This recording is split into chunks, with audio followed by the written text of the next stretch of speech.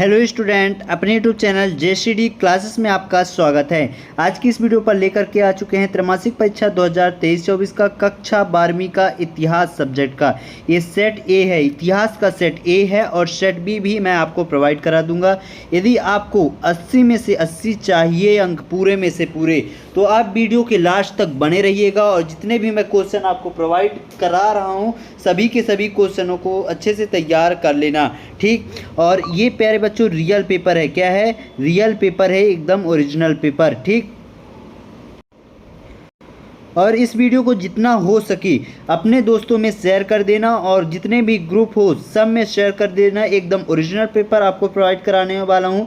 80 में से 80 पूरे नंबर आपको मिल जाएंगे और ऑल आंसर मैं भी प्रोवाइड कराऊंगा, ठीक। ऑल आंसर भी मैं प्रोवाइड कराऊंगा, तो वीडियो के लास्ट तक बने रहना। और चैनल को जिन्होंने अभी तक सब्सक्राइब नहीं किया सबसे पहले चैनल को सब्सक्राइब कर दो और बेल आइकन को भी प्रेस कर देना ताकि समय समय पर वीडियो का नोटिफिकेशन आपको मिलता रहे। तो चलिए स्टार्ट करते हैं। तो पहला क्वेश्चन क्या है? निम्नलिखित प्रश्नों के सही विकल्प चुन करके आपको लिखना है। तो 6 सही विकल्प दिए गए हैं, इनके आपको सही विकल्प लिखना है, ठीक। हड़प्पा सभ्यता की निम्नलिखित में से किस कलाकृति का उपयोग मुख्य रूप से लंबी दूरी संचार के लिए किया जाता था? तो किस का संचार के रूप में प्रयोग किया जाता था? फिर इसी क्रम में अगला क्वेश्चन क्या है? अगला क्वेश्चन यहाँ पर देखिए, हड़प्पा संस्कृति के दौरान निम्नलिखित में से कौन सा स्थान शिल्प उत्पादन का केंद्र रहा है?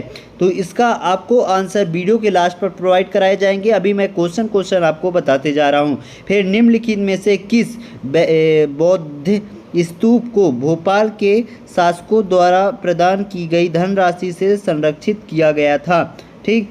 फिर यहाँ पास देखिए अगला क्वेश्चन, गांधार कला किससे संबंधित है ना। फिर यहाँ पास देखिए अगला क्वेश्चन क्या है? प्रजा प्रशांसित की रचना करने वाले हरिश्रेण निम्नलिखित में से किस शासक के दरबारी कवि थे, ठीक। फिर अगला question, the story of India archaeology किसने लिखी थी, ठीक। फिर इस प्रकार बढ़ते हुए अगले क्रम में आप देखिएगा अगला क्वेश्चन क्या है? रिक्त स्थानों की पूर्ति करना है। क्या है? रिक्त स्थानों की पूर्ति यहाँ पास दिया गया है, आपको इसको पूरा फिल करना है। तो पहला, खालिस्तान गुप्त शासक सबसे शक्तिशाली और लोकप्रिय था। फिर दूसरा क्या है? हर्ष चरित खालिस्तान भाषा में लिखी गई थी। तीसरा क्या है? महात्मा बुद्ध की शिक्षाएं खालिस्तान पिटक में रखी गई है। फिर चौथा क्या है? संस्कृत को विशाल पहुंच वाला भारत के रूप में खालिस्तान ने वर्णित किया था, ठीक। फिर पांचवा क्या है? दक्षिण भारतीय वैष्णव संत खालिस्तान नाम से जाने जाते थे। फिर छठवां क्या है? सिंध घाटी सभ्यता में सड़कों तथा नालियों को बनाने में खालिस्तान पद्धति का उपयोग किया गया था, यानी किस पद्धति का उपयोग किया गया था? इनका खालिस्तान आपको पूरे के पूरे आंसर वीडियो के लास्ट पे प्रोवाइड मैं करा दूंगा, ठीक। यहाँ पास देखिए प्रश्न क्रमांक 3 है। निम्नलिखित वाक्यों में सत्य और असत्य लिखना है, यानी जो सही है उसके आगे सत्य और जो गलत है उसमें गलत लिखना है। तो पहला क्या है? गुप्त वंश में काल में अधिकांश साम्राज्य वैष्णव अनुयायी थे। फिर भूमि का वह भाग जो ब्राह्मणों को दान में दिया जाता था आग्रह कहलाता था। फिर तीसरा क्या है? प्रथम शताब्दी ईस्वी में सोने के सिक्के कुषाण राजाओं ने जारी किए थे। फिर जैन आगम प्राकृत भाषा में लिखे गए थे। नालंदा विश्वविद्यालय की स्थापना कुमारगुप्त प्रथम ने की थी। फिर पाणिनि की अष्टाध्यायी पाली भाषा के व्याकरण का महत्व स्रोत है।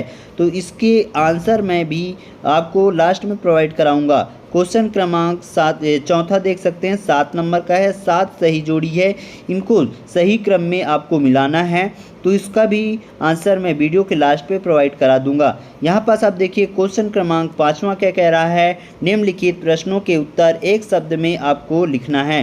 तो पहला, किस गुरु ने सिख समुदाय को सामाजिक, धार्मिक और सैन्य बल में समेकित किया, ठीक। फिर दूसरा, कौन सा सूत्र दर्शाता है कि माता पिता की मृत्यु के बाद पैतृक संपत्ति को बेटे के बीच समान रूप से विभाजित किया जाता था?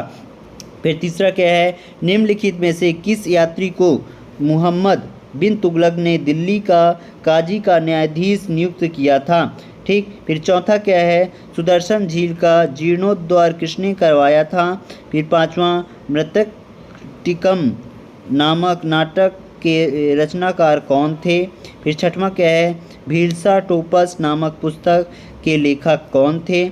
फिर सातवां क्या है, ओलिगार्की क्या है। ठीक।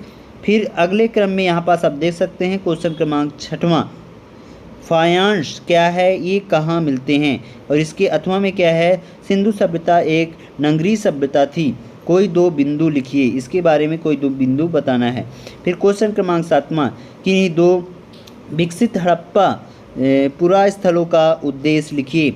और इसके अथवा में क्या है, ग्रिड पद्धति से आप क्या समझते हैं, क्या आशय है। ठीक। फिर यहाँ पास अगला क्वेश्चन क्या है, हड़प्पा लिपि की विशेषताएं लिखना है। और इसके अथवा में हड़प्पा सभ्यता के पतन के कारण लिखना है। तो इस प्रकार ये हमने क्वेश्चन क्रमांक 1 से क्वेश्चन क्रमांक 8वें तक यहाँ पास पार्ट 1 में हमने देख लिया है। पार्ट 1 में 1 से आपको 8 तक मिल जाएगा और इसके आगे का क्वेश्चन आपको यानी प्रश्न क्रमांक 9 से 23 तक पार्ट 2 में आपको मैं पूरे के पूरे प्रोवाइड करा दूंगा। वहाँ पूरे ऑब्जेक्टिव के आंसर और पूरे जितने भी क्वेश्चन हैं सभी के आंसर प्रोवाइड कराने वाला हूँ, तो उसको देखना मत भूलिएगा। और इनके सभी के आंसर मैं टेलीग्राम पर भी प्रोवाइड करा देता हूँ, तो वहाँ भी जा कर के आप अच्छे से देख लीजिएगा। ठीक। तो प्यारे बच्चों, मिलते हैं अगले पार्ट पर, तब तक के लिए जय हिंद, जय भारत।